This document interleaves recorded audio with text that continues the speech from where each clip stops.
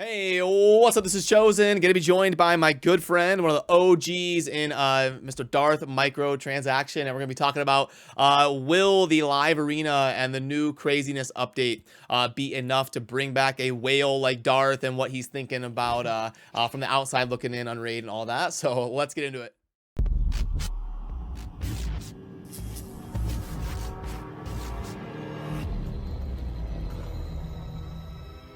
Hey, what's up, Darth? How we doing today? Hey man, it's another day. It's another day out here grinding. How are you doing? Yeah, can't complain. It's Sunday, chilling, at least at the time of chatting about this. So, I know you've been kind of gone in terms of like being dedicated to Raid for a while. Yeah. What is it now? Yeah. Probably like 2 years at this point, huh? Oh, it's been a while, man. It's been a while. I've been playing other games, and obviously Immortal took the last 9 months, basically, of my life. And so that's what I've been very busy on, is just grinding out mostly the Diablo Immortal, and now things are relaxing a little bit more, and played a bunch of other games, obviously, in the last couple years. But, I mean, stuff you've played too. We all kind of played a bunch of other games in the last couple years, to be honest. I just, for whatever reason, I've been throwing them on the YouTube channel. Yeah, for people that are new to Raid or new to the Raid community or new to my channel and all of that, Darth was actually probably my first friend in like the mobile scene and especially like the Raid scene. So we were kind of like OG content creators, like part of like the original 5 people, like really dedicated to covering Raid. And then I think the first 4 people I ever saw, you were the first person I ever talked to, and probably the first person I ever saw. Mango7, if you remember him back in the day. I think he covers like most of like anime gushes, etc. That's an OG name. People probably won't remember him too much. And then Stu was in the beginning as well, and Kizzo.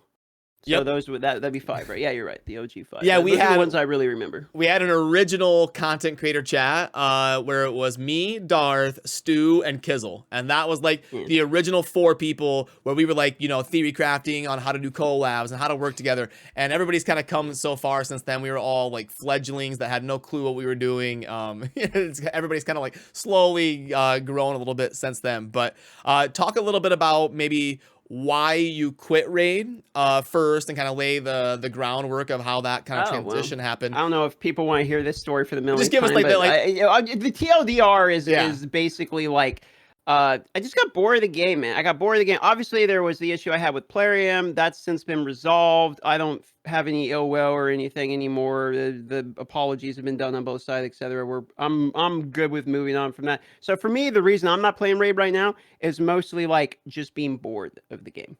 I mean, that's kind of what bores down. I just don't want to log into the game. It's not really that complicated. And just you talking, I want to expand on this for people. So this is really funny. Like, Darth had definitely a checkered history with Plarium. Let's just call it that in the past. And it's so funny because when we went to TwitchCon, like me and Layla and Deadwood. And I was talking to Plarium and I was like, hey, so during my broadcast, can I like bring a friend into the booth with me to like hang out? And I was surprised this happened. To be honest. And Plarium was like, yeah, no problem. Like, do your thing. Bring someone in and have fun with it. And they were like, by the way, like, who is it? And I was like, oh, a Darth Micro. And they were like, ooh, actually? They were like, let me get clearance on that. They're like, hold off. Like let me ask. No, so they were totally cool. They were actually cool at TwitchCon. It was a good bearing of the hatch. So I had a good time. And it was fun hanging out at TwitchCon. They're doing the TwitchCon again in Vegas. Right, in October.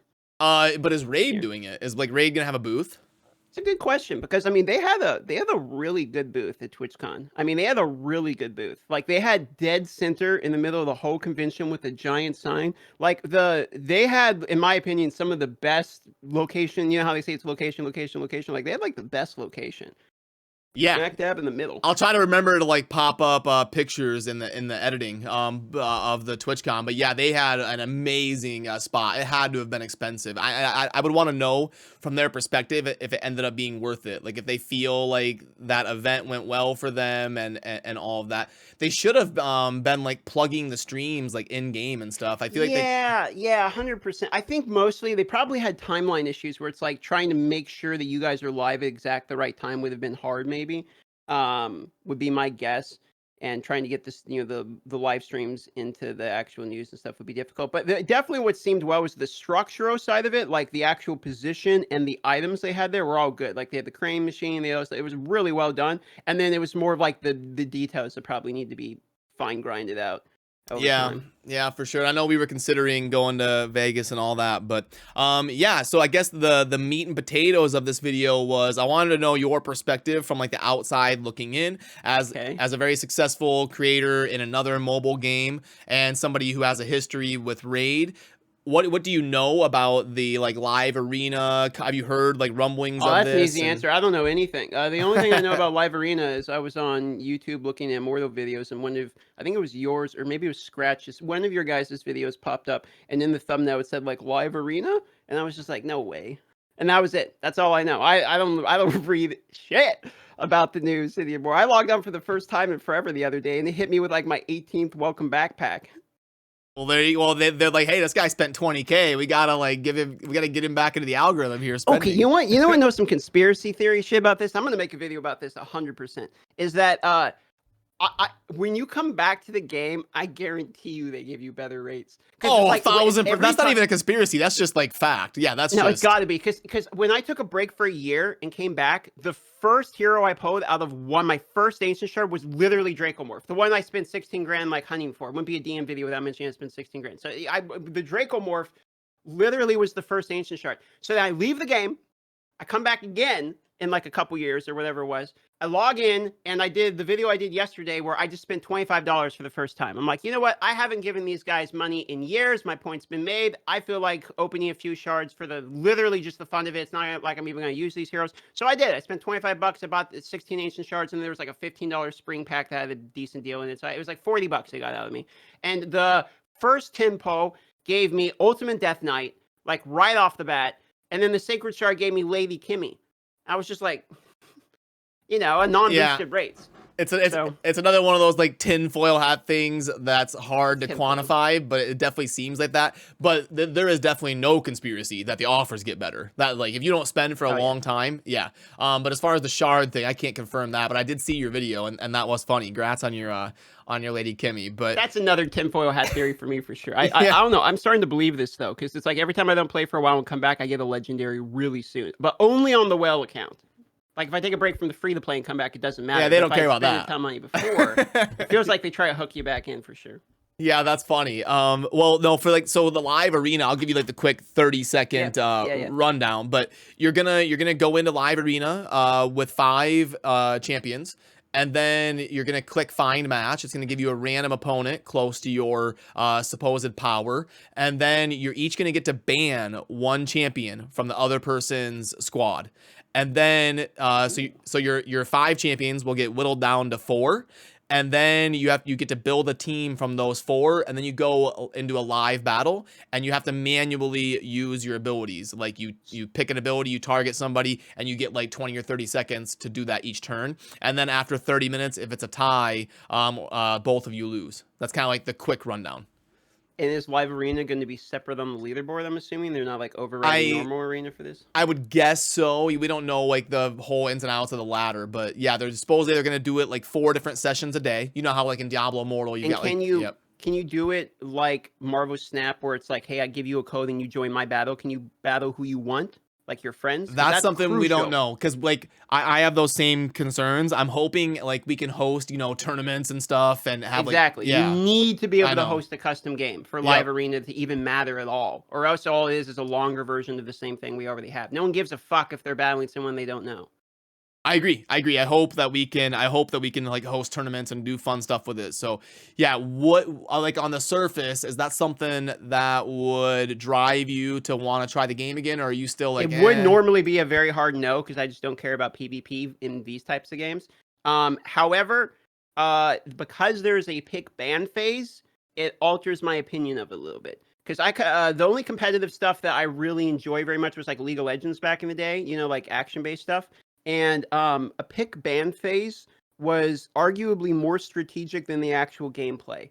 And I really enjoy a good pick ban phase in the mind games of it. And it's also really good for spectators, and it's really good for commentary, because you can talk about why they might pick this, or they might pick that, or they might ban that, etc. So it gives the spectators more to enjoy and us more to talk about, honestly. But it also gives the live arena a way bigger depth instead of just who has the best 4 heroes. And then you can, if we're targeting specific people, which is where it's like I give you a code, chosen versus DM makes a great video, then I could know you have a really strong Sifi for whatever reason. So even though my Sifi is one of my best heroes, I would ban Sifi anyway. Like, it gives you the ability to target out your other person's strong characters if you know who you're playing, etc.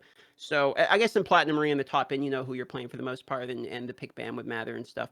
But I can see that being especially useful in a tournament or custom scenario. Yeah. Yeah, okay. So confirmed DM coming back to try raid, or I don't think it's confirmed. I mean, I'll try the. There's no doubt. I've come back and tried most of the new things, but you know, I'll come back and make like a video on it. I don't know if it's going to be like I'm back in the game, baby. But what I do want to do, and I think we're going to do this here on the video we're about to record with me, is I want to look at the account and have you, since you've been in the game the whole time I've been gone, look at the account and tell me exactly how far behind I am. Because I have a lot of, when I left, it was pretty great. It's a pretty great account. Had basically everything I could ask for, but I didn't have the turtle. No, I didn't have the Ninja Turtle. But I had basically everybody else.